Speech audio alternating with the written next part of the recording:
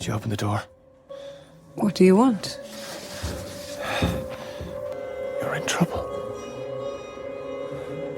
I saw you come out of the house just now. You went to the car to get something. You left this door open behind you. Somebody went inside. What? I saw you go to your car and you left the door open. Somebody slipped inside. They're in there now. I didn't see anyone. I know that. Your back was turned. What are you doing standing outside my house? My husband's going to be back any minute. Dr. Timmis works nights.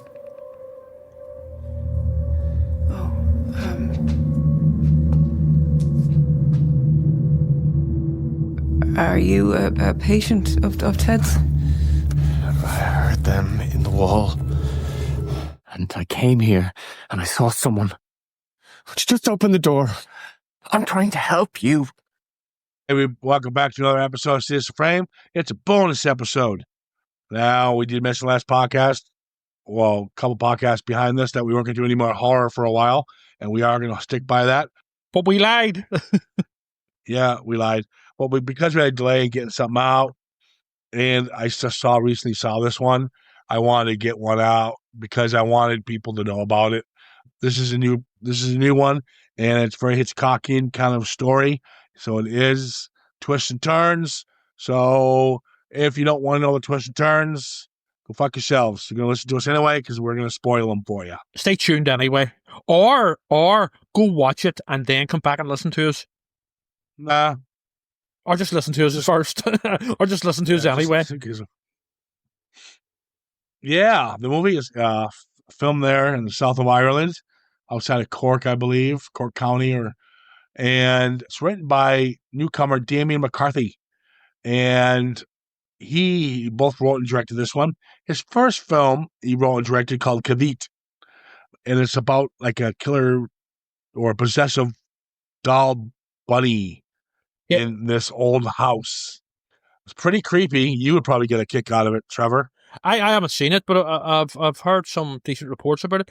Is the doll like a rabbit or a hare or something? It's a hare, yeah, which is actually it has a cameo in this film. Yes. But yeah, it's I don't know if this is his thing, possessive dolls, because we got a Woodman in this one. But if it works, it works. I'm okay with it because I tell you what, so far he's 2 for 2 in my eyes, and I'll go with it. He's really into self-isolation. Kavit took place in one house. This one, Oddity, yes, you have some flashbacks, and fast forwards here and there of some external areas, but the main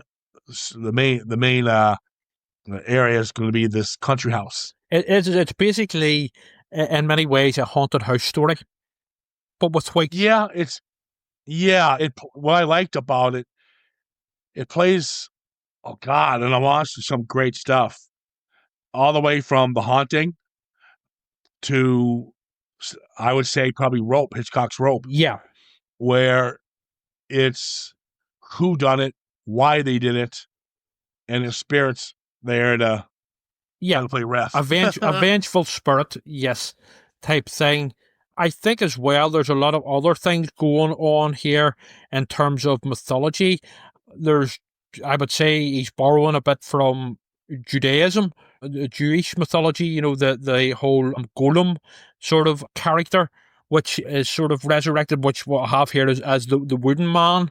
There's also a bit of witchcraft here as well, and the whole sort of psychic stuff, and even a bit of, as we've just discussed in the last podcast, a bit of needful things, with the character who owns the antique store and stuff, and all of the items in it are cursed, that sort of thing. Be careful what you wish for, type thing. Yeah, it's kind of a grab bag of everything. Yes, I just like Woodman. Yeah, Woodman's just fucking creepy.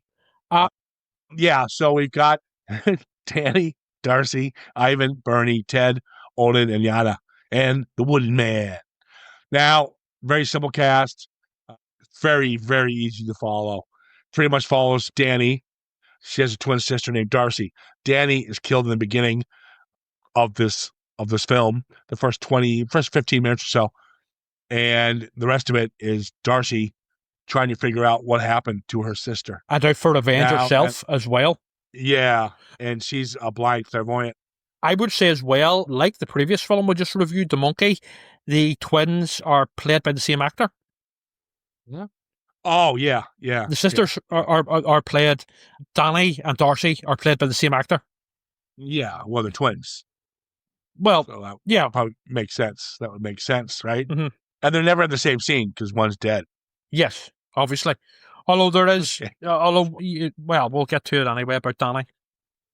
So the whole opening sequence is one of my favorites. I mean, it kind of plays in like 3 acts, a lot like a stage play, and it can in the opening sequence it's so creepy and so well done that you have this woman who is taking consistent pictures for her sister's sake of this flat that they're remodeling, her and her husband Ted, and she's by herself while the husband's away working at an asylum, and she's fixing a trap door.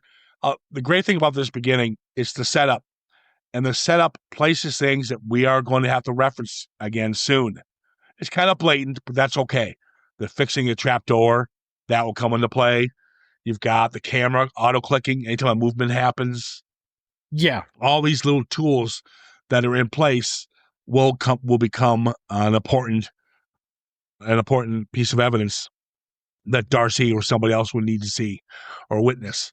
And the whole conversation when she's by herself in this quite frankly creepy little cottage by herself. I don't know why you'd want to live here, but and this man knocks on her door, and it just, I won't give you the gist of it because I don't want to ruin it.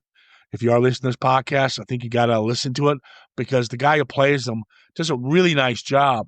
He's coming off very sincere. He's got a glass eye, which can kind of throw people off. And, it's also kind of a little misdirect because you could trust a guy with a glass eye. Exactly, yes. He looks creepy. No offense to people with glass eyes, obviously, but that's the setup here. Wow. What about poor people with glass eyes? Make fun of Columbo? Make fun of Peter I love Columbo, too? Yeah, just one more thing. But yes, no, but it's obviously set up here to make him look as though he may be the culprit. And whenever he's sort of trying to get into this woman's house, although he's trying to help her, ultimately, the audience don't know that at this point, and neither does she. Yeah, so she's having this conversation with him. He's trying to tell her, you need to get out of the house. Somebody's in there. And she doesn't, she wants to believe him, but she's obviously, she can't. Her nerves are just saying, I can't do this. He's vulnerable.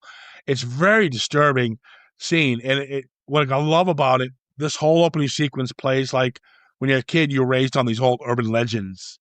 There's a film I love in the 70s called When a Stranger Calls. Yeah, it's a classic. And yep, and the whole thing's about, hey, why haven't you checked the children? And it's so creepy, so creepy. And, oh my God, the killer's in the house, blah blah blah. You gotta check it out. It's really good. But it reminded me of all those classic tales. You got them even in Tales from the Crypt and the Vault of Terror did them all. And that's why this whole opening sequence plays in the first 13 minutes, because she decides she's not going to open the door. Although we don't find that out until later on that she didn't open the door. Yes. What happens is yes, but that's my point. It's the cutaway. Yes. It's a really solid 12 minutes. It sucks you in. Now you want to know what has happened to Danny. Yeah. And I would say as well, right from the off, I mean, even the setting of the house, which appears to be some old converted mill or monastery or something, just this whole atmosphere of isolation and there's and this dread that comes along with it is very well done. And although this is set in modern times, the feel of this film feels like it's set in the 1950s or something, despite even with the asylum, more isolation, just that grim sort of, it just feels so old in terms of, I mean, whereas if you didn't see the mobile phones and the early scenes and the digital camera, you'd be sort of thinking to yourself, well, is this set in the 1950s? And when is this set? Because there is that sort of just that dark and foreboding atmosphere that works very well. Yeah, no, it's all about setting, especially if you're using pretty much one location for the entire. It's an old farmhouse. It's an old, I don't get why they moved. It's just too. Well, we'll find out. Maybe the doctor. I mean, we'll find out more about him as the plot Yeah, progresses. but he never tells you. I always wonder why they picked that place. Yeah. But it is the reason why he has to. Yes. Nothing. We'll get to it. But I do like the fact that we cut to the asylum real quick, and we see a gentleman, and his head is, well, we don't see a gentleman, but we see his head's all smashed in. Yes. And we zoom in, and there's a glass eye in the middle of the goo. So we know this is Olin. Yes. So we already know that Olin, who was trying to help her in the last scene, is dead. And why is he dead? Yeah. Yeah. So now we've got Darcy's death, Danny's death, and now we got to focus on Olin's death. These are all key elements to what's about to be played here. It's a chess game. Yeah. Always going to be a chess game. And in fact, they're actually playing chess later on in the scene.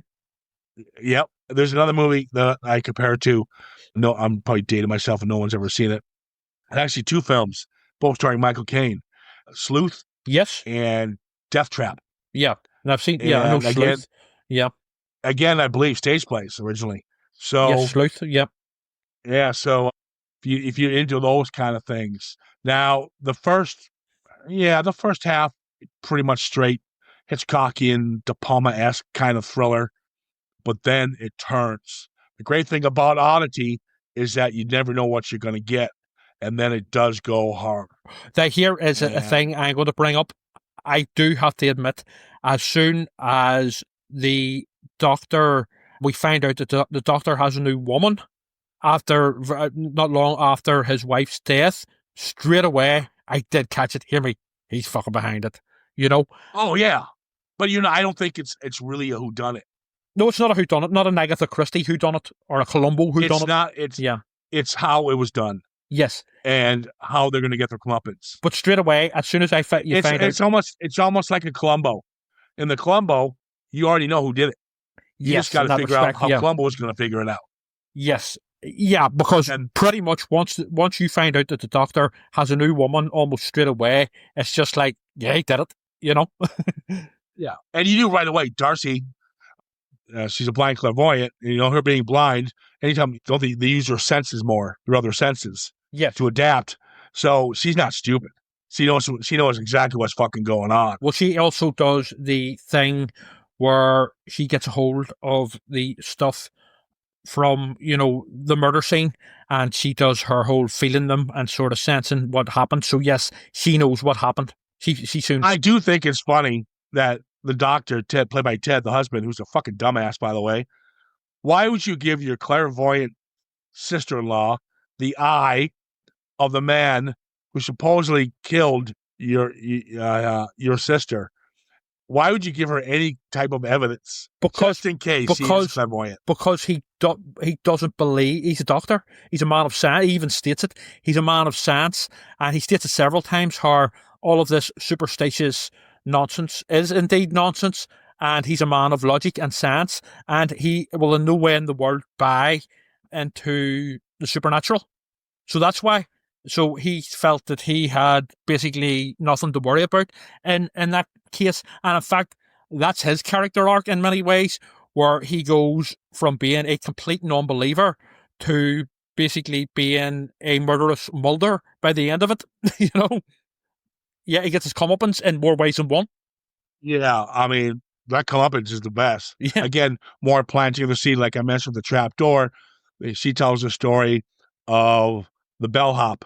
Yes. And this bell was haunted, and all she's doing is telling him a story of her trinkets. All of her trinkets have a story, and they have a curse to them. And needful things. Yeah. I would love to visit this shop. But anyways, so anytime you ring this bell, that bellhop will come and kill you. Yeah. Yeah. The ghost. So the ghost of So he's laughing. Really severing the bell, playing with her and stuff like that, being, kind of a condescending prick. Yeah. And then that story's left. We don't care about it. We move on. But this is where she goes into that back room after he leaves. Mm-hmm. And she goes to that back room. You see the case where the Woodman's going to be. Yes. And there's this wall. And if you see this wall, they're toys. And that's where you see the Kavit rabbit. Yeah. The hare, the doll. You even see the monkey You do, It actually? looks like the monkey shines, but it's the cymbals, not the drums. Yes, it's a different monkey, obviously. You know? Yeah. So it's a little homage to some of the classics he's probably seen growing up. So that whole sequence, again, is just pretty much an introduction that Ted's a twat. Yes. And now Darcy's had enough, and she's going to figure out what's going on. So she just invites herself over at this point. And this is where we meet Yana, the dipshit. Well, she's not even... now she's quite sort of unlikable as well. So she is. And very sort of past remarkable. And, yeah. She's set up well. And actually acted quite well by the actress, who looks very like Kate Winslet, a young Kate Winslet. Hello? Oh, my... You there? Actually, you know what? Shut up. Of all your fucking comparisons, which are terrible, by the way, literally fucking terrible. Ray Charles can pick better comparisons. I have to say, I had that. I said she looked like Kate Winslet. So I've been proved right. Once. Yeah. Oh, well, thank you. Thank you. So you now agree that Tom Skerritt looks like Tom Atkins, and yeah, go fuck yourself. And Catherine Hicks looks like Amanda Weiss. Jesus Christ! Yeah, you're cool. Is that Amanda Weiss? It is from Nightmare on Elm Street 1. Is that not her name? I can't remember. Well, who gives a fuck? Well, listen, I'm giving you a pass. That is like, I always think the light has to shine on a dog's ass someday. What? You said I'm a dog's ass? Yeah, there you go. There you go. You're welcome. That's pretty nice of me. You're a baboon's arse. So, I love when Yana's playing with the camera. Yeah. And she's like, look, I found your wife's camera. Well, it's been a year. I mean, you're just playing with that now? I never get that. You figured she would have saw some of these photos a long time ago. Well, the fact so I wasn't really... I wasn't sure of the move-in date here. Yeah. Well, the fact that Yana is just quite content to move into with her lover, who's been her lover, so that we'll find out, since obviously before Danny died, was murdered. But the fact that she has just casually moves into a dead woman's house, takes her place, and is just fucking about with her camera, just makes her even more unlikable. Yeah. Just in this sort of blasé sort of manner, as if, it's water off a duck's back. She's pretty unlikable. They both are, actually. Yeah, but that's what I kind of like about what happens to Yana. Yes. Which is nothing. Well, she sort of gets off the hook. So she does by the end of it. Well, no, because it's weird. That's what I liked about it, because Danny, the woman who died, yes, saves her life. I know that. Yeah. Yeah. She pretty much tells her to get out. Yeah. But so Darcy shows up with the trunk with the Woodman. This fucking thing's awesome. I want one of these. And she starts telling the story about how a witch gave her parents something made out of wood for their 5th anniversary, because wood, 5th anniversary is, fifth anniversary for a wedding is wood. Yeah. Hence the wooden man. Kind of an odd choice to give somebody, but that's witches for you. Those damn witches. Wood, trees. You probably got a hard on right there. I got wood. Yeah, I bet you did, you fucking sick fuck. And you probably going, God, I hope there's naked old people in this. So excited. No naked old people, unfortunately. Yeah. But you can't have it all. So the whole time, when she takes the Woodman's in the box, and they're just looking down the box. We don't really know what's in there as of yet. We put the piece together pretty quick. And Yana's just walking around doing a thing. And then Yana comes out, and the Woodman's sitting at the table.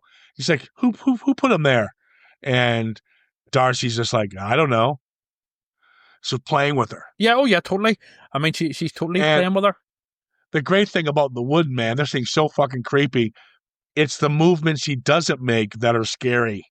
Because when he gets to point A to point B, point A to point C, there's no B. We don't see it. Yes. Yeah, you think that's a cheat, but it works. Well, there's one scene like, where Yana looks down and he's sitting in one position, and then when she looks again, she drops her phone and then looks again, and he's like looking up at her, but you don't see the in-between, like you say, the B point. Yeah. And that's what works. And that's why she drops her phone, scares the fuck out of her. Yes. A concern of mine was that when Woodman was obviously going to come to life, that it would become a bit cheesy and a bit sort of B-movie-esque, which is fine in and of itself, but it totally would have ruined the tone and atmosphere of this film. But they do pull it off, just about, I think. And I would have liked to have seen less of him when he comes alive, but what we do get is very well done, and they do pull it off, I think.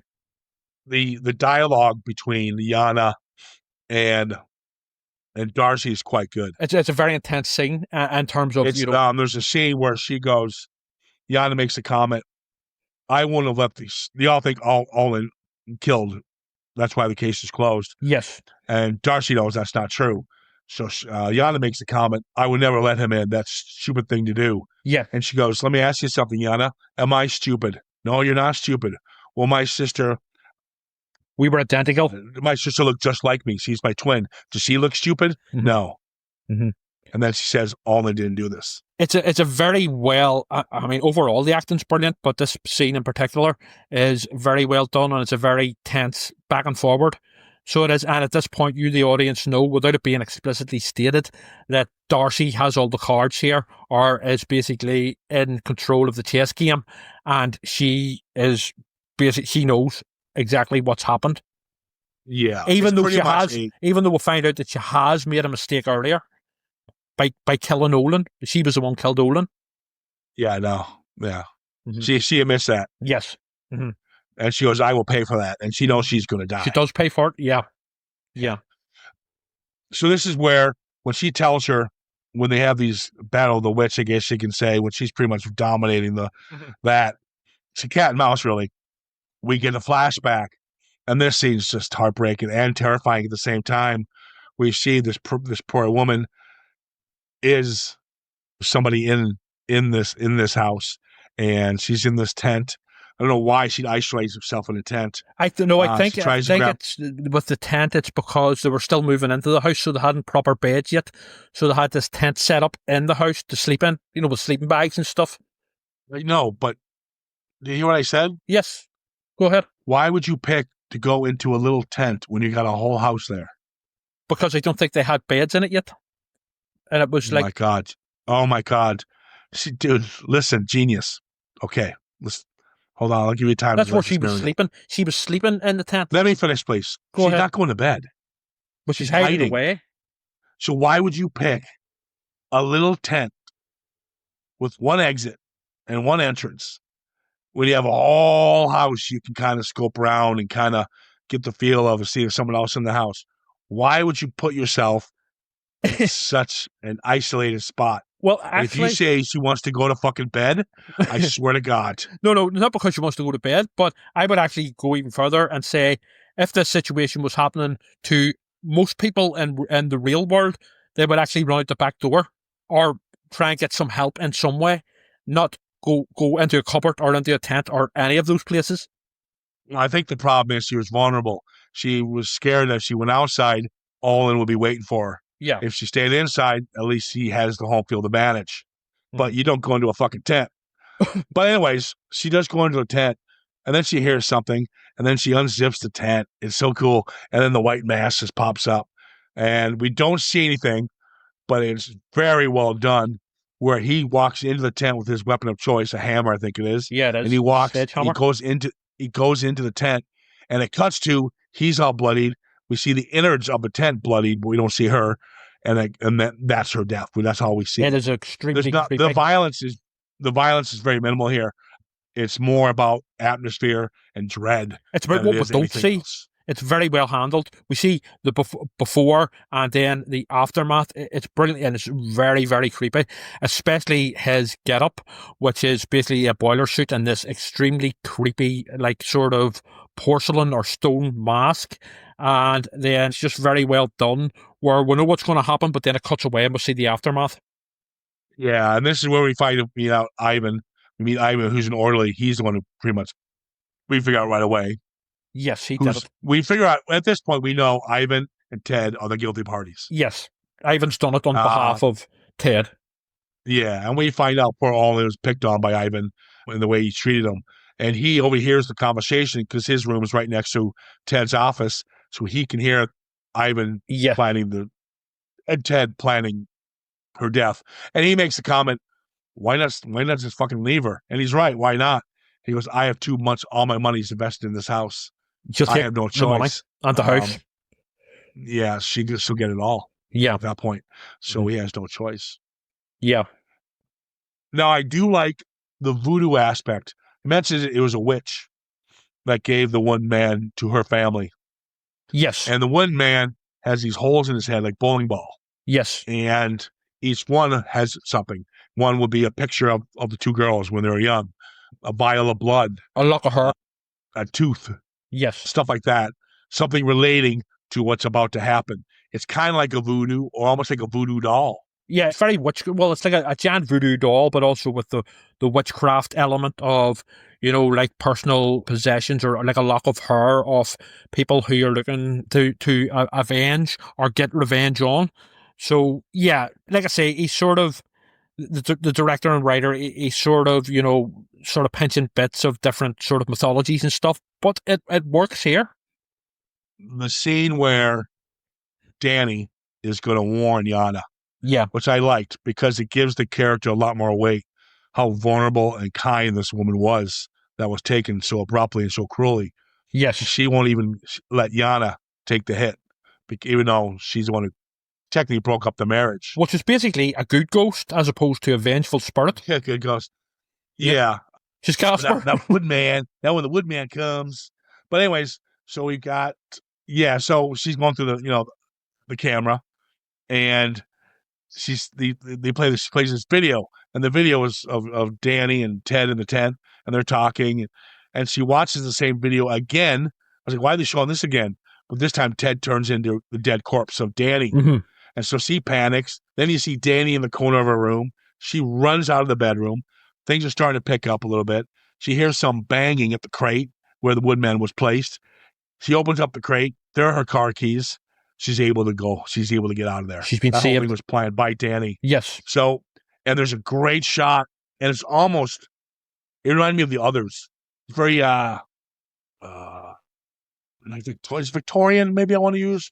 Very, anyways, it is done where she runs out, and the whole place is dark. It's fucking like 2:00 in the morning. Mm-hmm. Say everything's black, and you just see the border of the door into the house, and that's all black inside. And all of a sudden, she comes to light, the ghost of Danny, and she's got the white eyes and the pale face. Mm-hmm. It's shadowy. It's terrifying. It's very well done. Also, so creepy. Also, the scene in the bedroom did remind me of a similar, very effective scene in Hereditary. In the bedroom with Toni Collette. I know you didn't like the ending of Hereditary. I'm not talking about the ending, but it also did remind me of that, and it works very well here too. I can't remember Hereditary that much. I haven't seen it since I saw it, but yeah, a lot of Hereditary's positives were a lot of good jump scares. That's what I was going to say. You get a lot of people, myself included, who have criticised jump scares, but when done right and where they actually forward the plot and aren't just cheap and thrown in for the sake of it, as in the case here, they actually work very well. Like we get here with Oddity. It's not like a cat coming through a window. It's not cheap. No. Yeah. Exactly. There's a point to them here, and they work. So Ted comes back. Yep. He finds out Yana's gone. So now it's pretty much him and Darcy. And Darcy... Well, Ivan, you mean not corner. Ted? Ted sends Ivan? No. Dude, don't interrupt me. I fucking interrupt you if you want. You fucking idiot. You fucking Bullshit. Idiot. If you let me finish as I'm hosting, you would let Ivan does come into play, but can I finish why he comes into play? For the love of Jesus our Lord, please, can I finish this? Go ahead, continue. Because when Ivan sees her through the trap door falling on the ground, who do you think sets that trap up? The trap? That was done by the good ghost. So it was. Oh my God, you're clueless. Oh no, sorry, that's done by Ted. Sorry, that's done by Ted on the phone. Oh, sorry. He sees the light. Sorry. I take that back, and I will admit when I'm wrong. I've only seen this film the once, just yesterday before recording this. Yes, Ted sets that up with the trap. So he does. Yes, he does So indeed. what Ted does, like I said in the beginning, he's got that With the floor. phone. And Yeah. so okay, so you're still jumping in. If you anything else you want to not add, that's wrong. Go ahead. Bastard. Chill So out. Ted, don't fucking, Jesus Christ. I'm waiting for you to go, hey, this is when Spider-Man shows up, isn't it? Bill and Ted's Excellent Adventure. Oh, fucking hell. Oh my God, I got a cold and now him. I've got an ear infection. What do you think I feel? So Darcy is on the, she's on the top floor now. Yeah. And she's pretty much telling him, which I don't know why you would do it, but she thinks she's holding all the cards.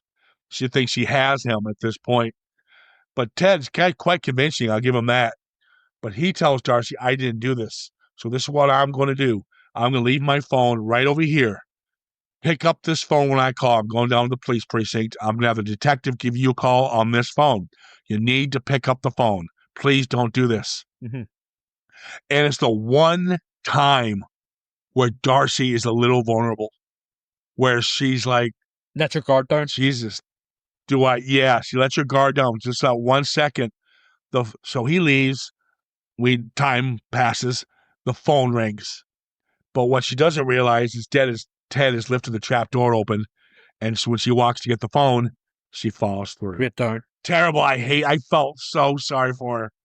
Well, even more so whenever Ivan does arrive and she's lying there broken and he's like taunting her. I mean, he's a psychopath. And it also turns out, which is actually makes a lot of sense too, that Ted actually plucked him. He was a former patient, a psychopathic patient at the asylum. But yes, whenever he comes and finds her lying there, it's pretty rough to watch as her life's ebbing away from her. When they had that conversation, Ted and Darcy, yes, just not bad, pretty much the closing arguments. She goes, and it's great. She's very good in this. All she says to him is, all you had to do is say, I'm sorry, I don't love you anymore, and I met somebody else. Yeah. And she would have walked away. There would have been tears, but she would have moved on. But instead, you killed her. It's a great little line where it sums up that this guy's just an evil prick.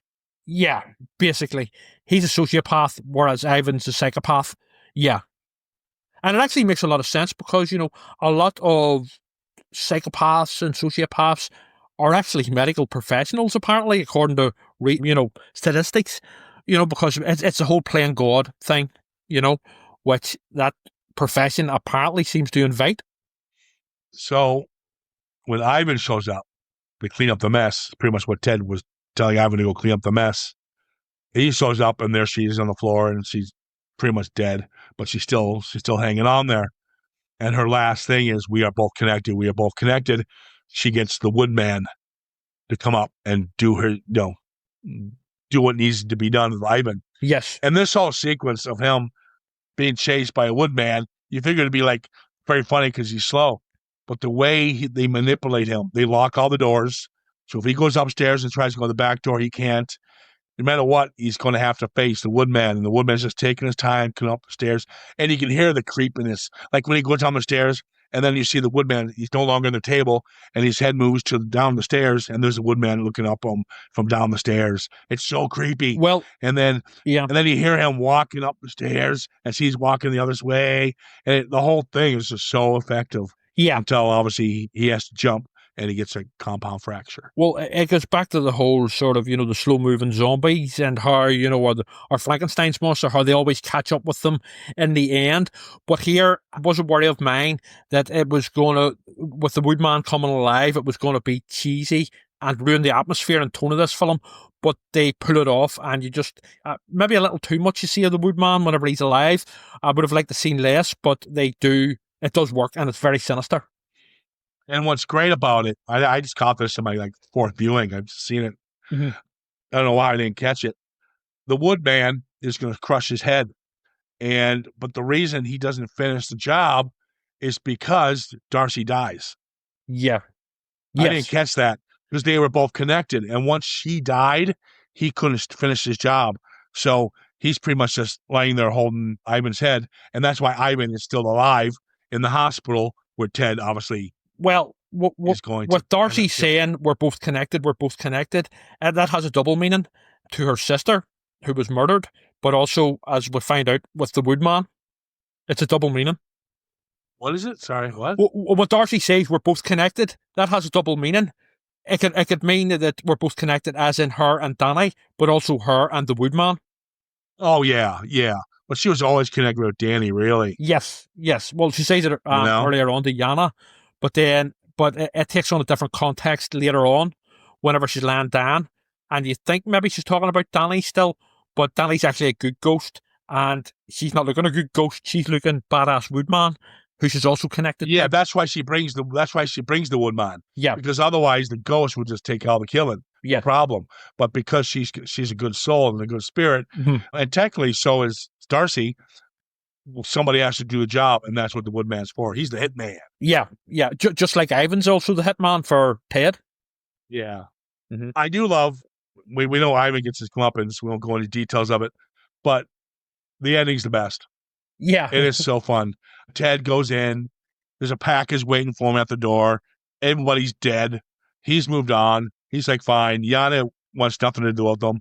He's moved on. He gets this little package. He opens up the little package, and it's the bellboy bell. Yes. And because he's such an arrogant prick, and like you said, he's a doctor of science first. Yeah. He rings the bell, and it's like a few minutes long. He's looking around. We're all like, couple of wee noises and creaks. Yeah.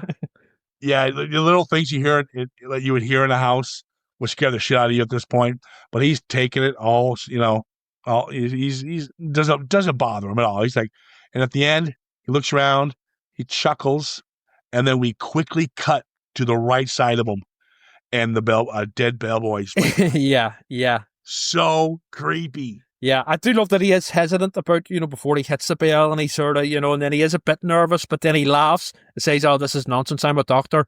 He doesn't say it explicitly, but that's what he's laughing, that's what basically he's saying, that this is all nonsense, but then you see the bellboy. Yeah, it was, what a wonderful ending. And it's sad that Darcy had to meet her ends, but What she said she would pay for it anyway, and she had to pay for it for killing Olin. Olin, the only real, true, innocent characters here are, well, the wife, and also Olin. And Olin didn't kill anybody. But exactly. The only reason he's in the hospital is because, maybe it gets more depressing, he killed his mother because she used to beat the shit out of him, and he finally lost it and killed her. Apparently, there's a short film played by the same actor where you find out how Olin lost his eye, but it was filmed years ago. So apparently this guy's short films and his feature film here are all connected, set in the same universe. So apparently there is a short film out there where you find out about that. I just bought the Blu-ray. It hasn't come yet, so I might actually see if that's on there. Yeah, it could very well be. It might even be on YouTube. It'd be interesting. But yeah, guys, this is a wonderful film. Absolutely wonderful. It's very good. Everyone needs to see it. It goes back to the classic movies like The Haunting, all the way to Hitchcock, like as we mentioned, Rear Window and Rope and all these films. And it's got its own elements of horror to it. Even a little goth horror is in there, Victorian horror, The Others. It's just a nice blend of everything with his own touch, like it should be done. Great atmosphere and acting as well. It also reminded me of a little film like Ty West did called The Innkeepers. Yeah. That has a very familiar feel to it. If you like The Innkeepers, you really enjoy this film. You need to check it out, and I can't wait to see what this guy does next. It's very, very good with a great tone and atmosphere, and very well handled. Really impressive. Well, there you go, guys. The Oddity, nice pleasant surprise for you horror fans out there. Go check it out. We're going to retire from horror for a while. I promise. This is it. We're doing it next? We're doing Stephen King's It next? No. We're doing Gladiator 1 and 2. We're going to do a couple Westerns. And sad note, obviously the great Gene Hackman has passed away. Yes. And we're going to definitely be tackling some of his best works. Preferably, probably looking at The Poseidon Adventure, French Connection, maybe Unforgiven, Hoosiers, Crimson Tide. I mean, I could keep going. I mean, yep, guys, The Quick and the Dead, he's in as well. Yeah, we anything we touch, we can. Yeah, that's right. He was Superman. So, Superman. Oh, that's right. Lex Luthor. The best Lex Luthor for me on screen anyway. Always will be. Yeah. But yeah, we'll post more soon. Listen, guys, give us a shout at Citizen Frame _ podcast on Instagram and of course Facebook. We're gonna wrap this one up. Go see The Oddity. It's worth it. Take care of yourselves.